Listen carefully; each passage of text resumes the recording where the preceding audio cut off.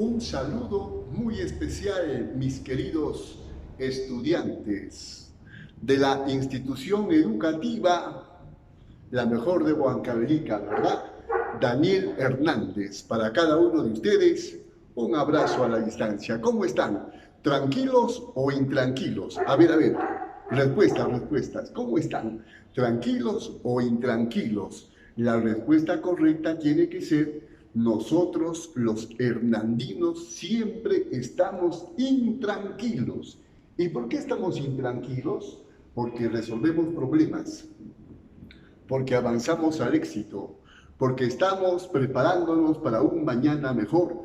Por eso estamos completamente intranquilos. Excelente. Ari. Muy bien. Vamos entonces de frente a la clase que vamos a desarrollar en los próximos minutos, anotando siempre en su cuaderno, en su portafolio, que es muy importante, muchachos. Estamos hoy a un día, martes 13. Muchos dicen que este día es trágico. Mentira. Los días nosotros lo inventamos con nuestro esfuerzo, con nuestra mentalidad. Estamos en el área de DPCC, claro, excelente, muy bien, en el área de DPCC. Reiteramos el saludo a cada uno de ustedes, siempre escuchando con una suprema atención, mucha atención. Vamos a plantear el título de la clase. ¿Cuál es el título? El título principal de la clase. Anote. El título principal de la clase es la pobreza en el Perú. La pobreza en el Perú. Estamos analizando al Perú como república. Hemos mencionado en las clases anteriores que la República del Perú comienza en 1821 con la independencia, con la proclamación de la independencia, y para otros comienza con la batalla de Ayacucho en 1824 en las Pampas de la Quinua, expulsando definitivamente a los españoles. Muy bien, ya sabemos entonces cuál es el título de la clase: la pobreza, ¿no es cierto? Ahora, ¿cuáles son las capacidades que vamos a manejar en esta reunión? Las capacidades, siempre anotando. Las capacidades es deliberar, pensar, argumentar sobre asuntos públicos. Excelente, muy bien. El muchacho que se va formando para ser una magnífica persona, ya sabe cuáles son las capacidades, ¿no es cierto? Delibera sobre asuntos públicos, en este caso es un asunto público, la pobreza. ¿Y cuáles son los desempeños? Los desempeños. Vamos entonces a anotar por acá los desempeños. ¿En qué consisten los desempeños? Identificar, anote, no se distraiga. Identificar, argumentar sobre esta temática extremadamente importante que a todos nos compete. Y ahora, cuando nos pregunten a nosotros, ¿cuál es el enfoque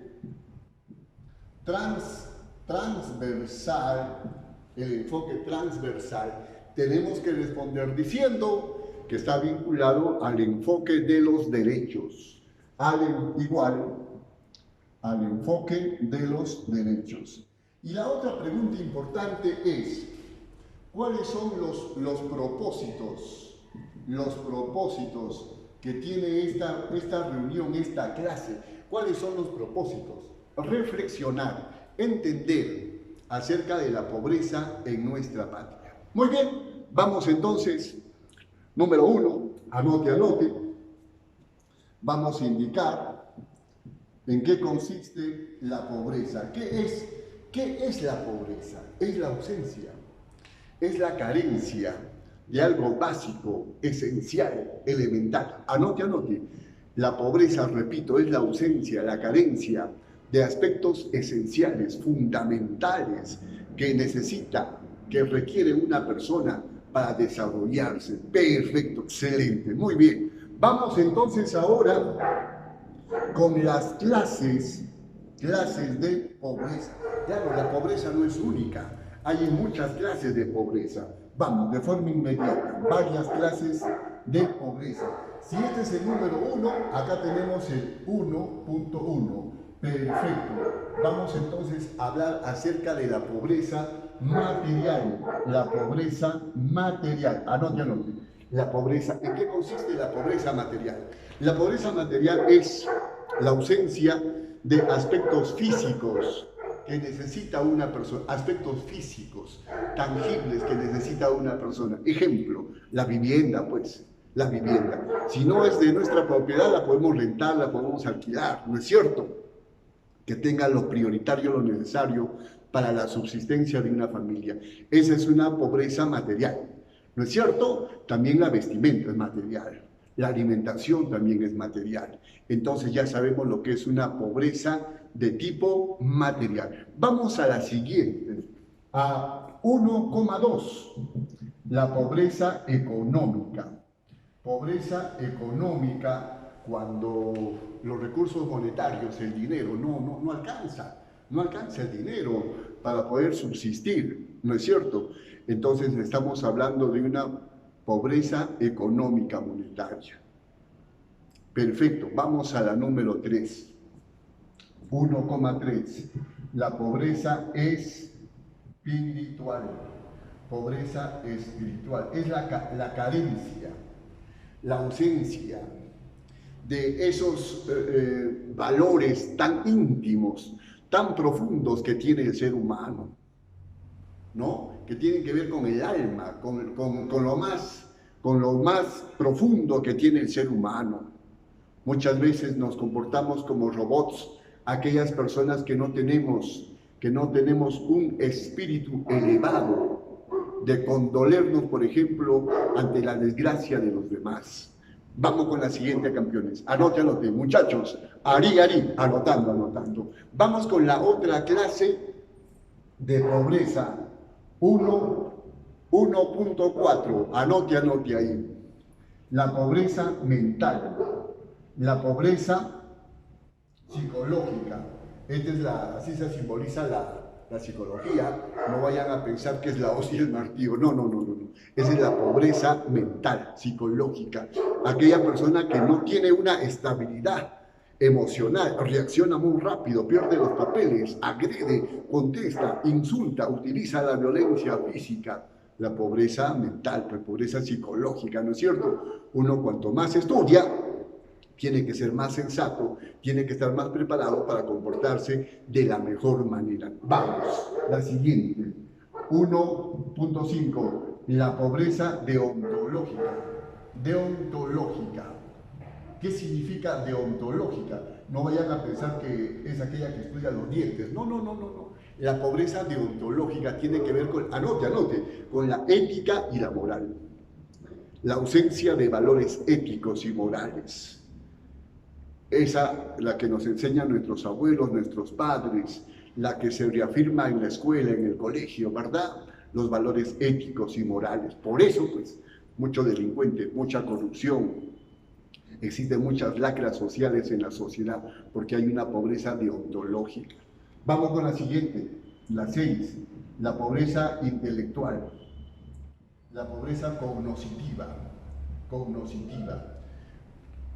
Aquella persona que tiene la ausencia de los conocimientos, de la cultura general, de la preparación interna que debe tener una persona en relación a el fabuloso mundo del conocimiento, de la sapiencia, ¿no es cierto? El hombre cuanto más conoce, es más sencillo, más simple y se comporta de una manera más adecuada en la vida. Perfecto, muchachos. Una de las grandes pobrezas, punto y aparte, anote, un punto y aparte, es la pobreza número 2, la pobreza económica. La pobreza económica tiene que ver, miren, hay un sueldo que se paga en el Perú, un sueldo mínimo, ¿no? 930 soles. Si lo dividimos entre 30, tendríamos 31 soles diarios. La pregunta es, ¿con 31 soles se puede alimentar bien una persona? Incluso a una familia, educación, el internet, el agua, la luz, la vivienda, ¿verdad? Entonces hay una pobreza económica en el Perú. Incluso se afirma, mire, anote, la pobreza económica en el Perú, que se afirma que son casi 3 millones de habitantes que están en una pobreza extrema, que no tienen lo prioritario, lo esencial para desarrollarse, o sea, contraviniendo lo que dice la Constitución Política del Perú, aquello que no se cumple. Ahora, ¿realmente el Perú es pobre? ¿Es pobre el Perú? Pues hay muchas teorías, ¿no es cierto? Por ejemplo, hubo un italiano, Antonio Raimondi, quien dijo: el Perú es un país rico sentado en un banco de oro. El sabio italiano Antonio Raimondi dijo: el Perú es un país rico sentado en un banco de oro, dando a entender que el Perú tiene muchas riquezas, pero lamentablemente esas riquezas no las aprovechamos convenientemente.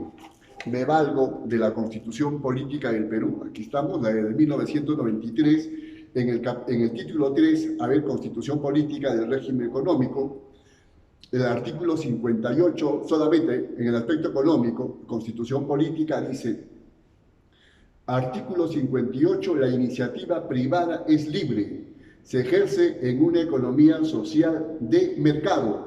Bajo este régimen, el Estado orienta el desarrollo del país y actúa principalmente en las áreas de promoción, etcétera, etcétera. Artículo 59, estimula la creación de riqueza y garantiza la libertad de trabajo. Sí, pero las principales riquezas de nuestra patria se lo llevan los extranjeros. Bajo la anuencia, bajo el permiso de esta Constitución, por eso mi opinión muchachos, en esta oportunidad es: se debe cambiar la Constitución Política del Perú, porque la riqueza tiene que ser para los peruanos, y el Perú es un país rico, pues inmensamente rico. Además, a eso se tiene que añadir que los peruanos somos creativos o no, somos laboriosos o no. Claro, por supuesto. Entonces decimos que el Perú es un país rico. Depende de nosotros organizarnos para poder superar estos problemas. Pregunta al millón: ¿cómo se sale de la pobreza? ¿Cómo se sale de la pobreza? Muchachos, ustedes están escuchando esta disertación, de la cual van a hacer un resumen. Anote, van a hacer un resumen y luego van a contestar. Ya en el reto, en la tarea, lo primero que van a desarrollar es un resumen de todas estas palabras que estamos expresando. Pregunta: ¿cómo se sale de la pobreza? Se sale de la pobreza estudiando, conociendo. El único que va a salvar tu vida es este señor, ¿no es cierto? Entonces tenemos que equiparlo, tenemos que entrenarlo, tenemos que desarrollar nuestro aspecto mental. El que maneja nuestra vida no es el presidente de la República, no es la autoridad, no es el director, no es el profesor. El que maneja nuestra vida tampoco son nuestros padres. Ellos nos han dado la vida, nos orientan, nos aconsejan, pero el que maneja realmente nuestra vida es la mente. Tenemos que equipar entonces nuestra mente para poder salir de la pobreza. Por eso hay un pensamiento que dice: vacía tu bolsillo en la mente y no te preocupes, la mente llenará todos tus bolsillos. ¿No es cierto? La educación, la creatividad, el ingenio, el talento es uno de los factores básicos, esenciales para salir de la pobreza. En el Perú, estamos en el aspecto económico, ¿no? El Perú, estoy diciendo que tiene más o menos un promedio de 3 millones de habitantes que viven en una pobreza extrema. Punto número 3.